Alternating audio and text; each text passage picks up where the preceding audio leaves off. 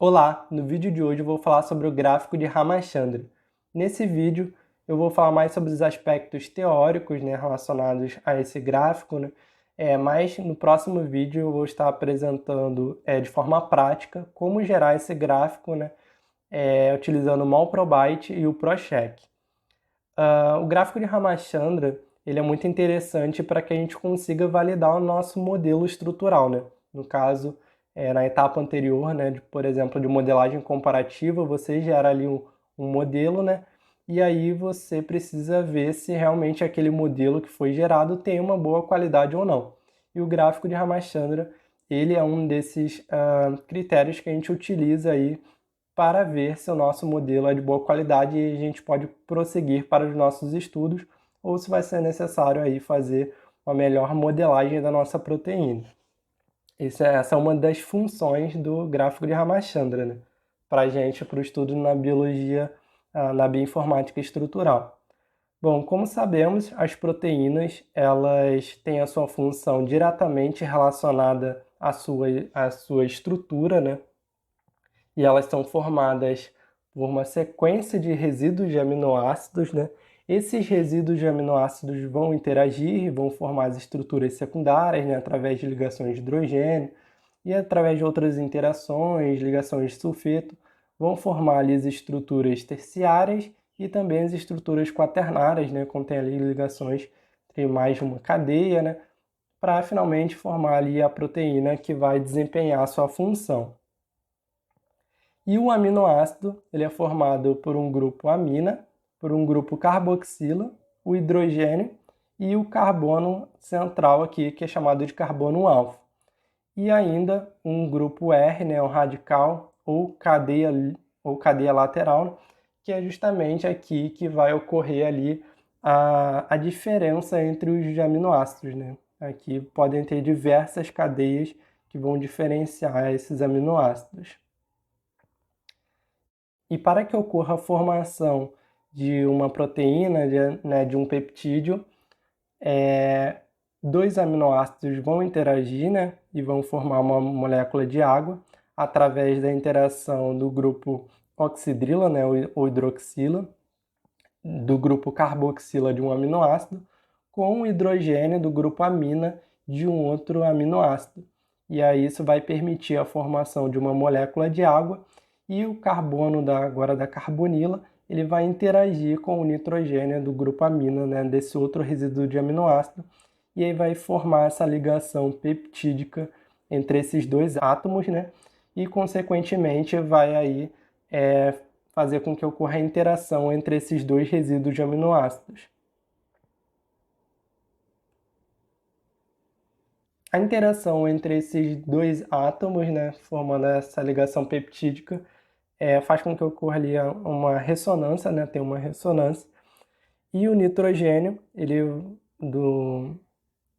e o elétron do nitrogênio, ele vai ser doado para o carbono, que por sua vez vai para o átomo de oxigênio, e vai fazer com que o nitrogênio ele tenha uma carga parcial positiva, enquanto que o oxigênio ele vai ter uma carga parcial negativa.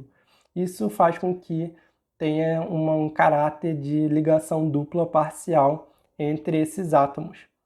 Esse caráter de ligação dupla entre esses átomos faz com que essa região forme ali vários planos rígidos, que vão ter um grau de torção, de conformação muito limitado, enquanto que o carbono da carbonila e o carbono alfa formam aqui uma ligação simples, que a gente chama de πC, e o nitrogênio com o carbono alfa, de outro resíduo de aminoácido, forma um ângulo chamado de φ. Então, esses ângulos, chamados de πC e φ, são ligações ali simples, também tem uma maior liberdade conformacional. Então, pode ocorrer aqui que eles podem girar, Então, essas ligações, esses ângulos diedros, vão permitir com que esses resíduos de aminoácidos formem uma determinada estrutura secundária, que por sua vez vai dar origem ali a uma estrutura terciária. E aqui pode ficar um pouco mais claro, né? Aqui a ligação é Φ, né, entre o nitrogênio e o carbono alfa, e o carbono alfa aqui com o carbono da carbonila, né, que é o psi. Então vai fazer com que tenha aqui novamente vários planos rígidos, né, como eu falei, por causa desse caráter de ligação dupla parcial, né, entre esses átomos, com esses ângulos de torção, né, que a gente também chama, que também é conhecido os ângulos diedros, né, e vão formar ali vários planos rígidos, né, com essas liberdades assim conformacionais gerados por esses ângulos. Então, uma combinação do grau, né, desses ângulos diedros vai permitir com que, por exemplo, forme ali estruturas secundárias. Aqui no caso vão ser formados, aqui é o exemplo de uma folha beta, né, em que aí vai ocorrer ainda as ligações de hidrogênio entre um oxigênio de um aminoácido, de um resíduo de aminoácido com o hidrogênio de outro resíduo, e aí vai formar essa estrutura secundária, né? Mas também pode ser uma alfa-hélice, enfim, entre outras estruturas secundárias.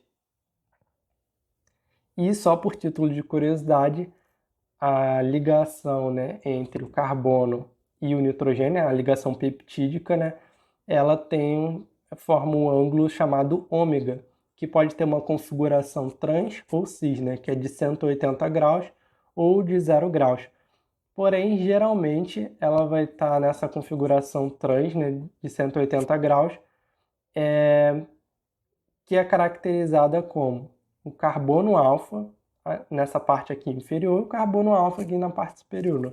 Como podemos ver aqui, vai ter a cadeia lateral, né, formada aqui por muitos átomos, né, dependendo ali de qual aminoácido é, e o grupo radical aqui na parte superior. Por exemplo, se fosse na configuração cis, ocorreria uma inversão entre o carbono alfa e o hidrogênio. Esse hidrogênio, no caso, estaria na parte superior, enquanto que o carbono alfa estaria na parte inferior. Consequentemente, o radical também estaria na parte inferior e, como eu falei aqui, existem muitos átomos nessa cadeia lateral, né, nesse grupo aqui radical. E isso poderia gerar ali confrontos estéricos entre dois resíduos, né? Então, os átomos eles não podem ocupar o mesmo espaço. Então, geralmente, a configuração trans é a mais presente, né, nessas interações. Agora, finalmente, entrando no gráfico de Ramachandra, né, eu tive que falar um pouco sobre esses ângulos, o φ e o π, né, para que seja possível entender o gráfico de Ramachandra, porque ele representa justamente as combinações possíveis dos ângulos diédricos φ e o π, dos aminoácidos de uma proteína. E ele permite avaliar a qualidade estereoquímica da estrutura tridimensional do modelo de uma proteína. Agora, falando sobre o gráfico mesmo em si, ele vai ser formado por um eixo Y, que vai representar ali os ângulos π, que vai desde mais 180 graus até menos 180, né? Completando aí 360. E já no eixo X vai representar o φ, que também, novamente, é representado do menos 180 com mais 180, né, graus. E isso vai variar assim, no sentido horário ou sentido anti-horário, né? Então, Ramachandra, né, que é um cientista indiano, assim como seus colegas, eles fizeram um mapa de Ramachandra, em que consistia na verificação de cada ângulo, né, na combinações dos ângulos φ e π, né, de cada átomo ali, de cada aminoácido, verificando ali quais as regiões que eles são favoráveis e quais as regiões que não são favoráveis, né? Podem ter ali confrontos estéricos, né? Então, indicando ali que não seria uma conformação possível. Aqui, por exemplo, estão os ângulos π, né, e φ combinados, que favorecem mais a formação de uma estrutura secundária do tipo alfa-hélice, enquanto nessa região já favorece mais a formação de estruturas secundárias chamadas folhas beta. E aqui seriam as curvas, né, as dobras que podem ocorrer ali na estrutura de uma proteína. Mas isso também pode variar, né, porque existem outros tipos. E o que estiver fora, né, dessas regiões, aqui são regiões aceitas, né, porém essas regiões em vermelho são aquelas mais favoráveis. Enquanto que fora dessas regiões laranjas e vermelho, né, aqui, por exemplo, são em regiões que não são possíveis, né, já que tem esses confrontos estéricos, confrontos espaciais, né, porque um átomo ele não pode estar presente no mesmo espaço que o outro.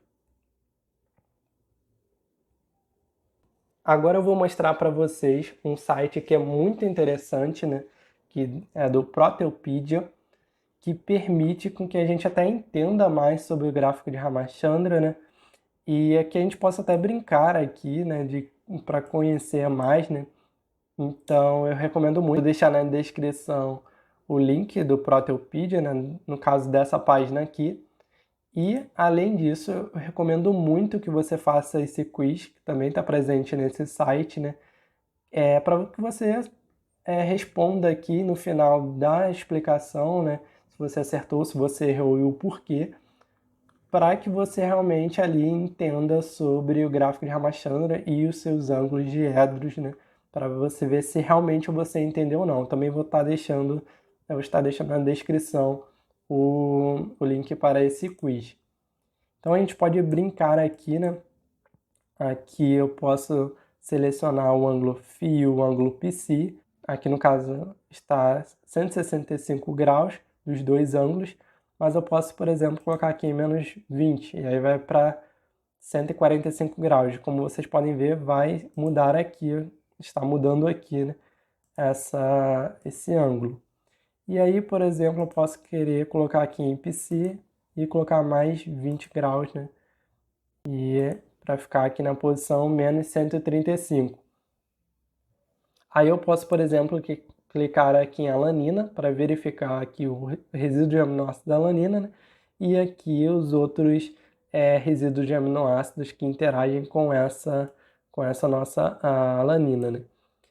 Então eu posso clicar aqui para mostrar as ligações peptídicas, né? Que nem eu falei, tem esse caráter parcialmente duplo nessas interações, né? Entre o carbono da carbonila e o nitrogênio, né, do grupo amina, e o carbono com o oxigênio, né?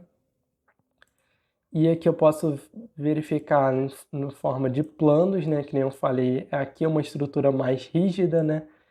E eu posso, eu esqueci de mencionar que aqui em verde, né, está representado o ângulo φ, e aqui se você clicar você pode ver o ângulo πc, né? E aí você pode verificar essa conformação, né, mudar e para estar até entendendo mais, né, que essas estruturas são mais estruturas mais rígidas, enquanto que o que move são esses ângulos de edros, né, φ e πc. E eu posso clicar aqui na opção de Van der Waals, verificar tanto na cor dos átomos, né, como em branco, se você preferir.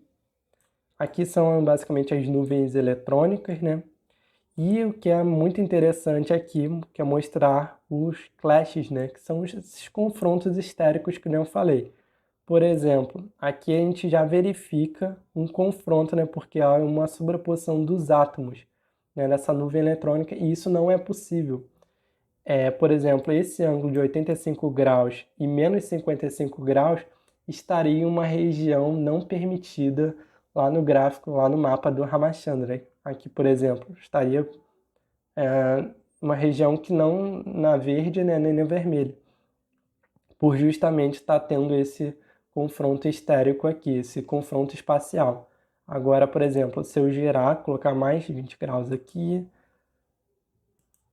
colocar mais 20 graus no PC, eu vou colocar aqui no Φ menos 120, aqui já tem confronto com outro.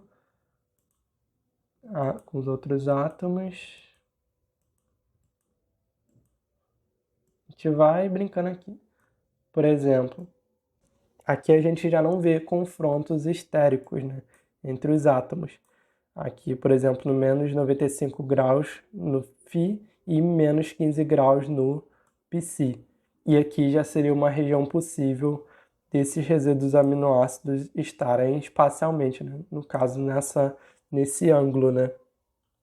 Então, isso é muito interessante, né, para que a gente conheça mais, né, sobre o gráfico de Ramachandra, né? Depois a gente pode saber aqui quais as ligações peptídicas, né, identificadas aqui em rosa, os ângulos diedros, né, que a gente pode selecionar aqui em verde. A gente pode realmente verificar, né, esses confrontos, né, espaciais, esses planos que são rígidos, né, formados por esses átomos. Então, eu recomendo muito que você utilize esse site, né, leia mais sobre ele, né, para que realmente fique claro, né, se você não entendeu, né, se você teve alguma dúvida. E se você tiver alguma dúvida, você pode deixar nos comentários que eu vou responder, né? Mas espero que vocês tenham entendido. Eu acho que fica mais claro, né, utilizando ainda esse site, né?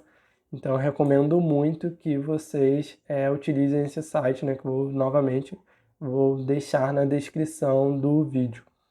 E não esqueça de fazer esse quiz aqui, que também é muito importante para testar os seus conhecimentos sobre o gráfico de Ramachandra. E é isso, gente. Se você gostou do vídeo, não esqueça de deixar o seu gostei e inscreva-se no canal. E fiquem ligados que no próximo vídeo eu vou mostrar como gerar o gráfico de Ramachandra no Molprobite e no Procheck. É isso, gente. Tchau.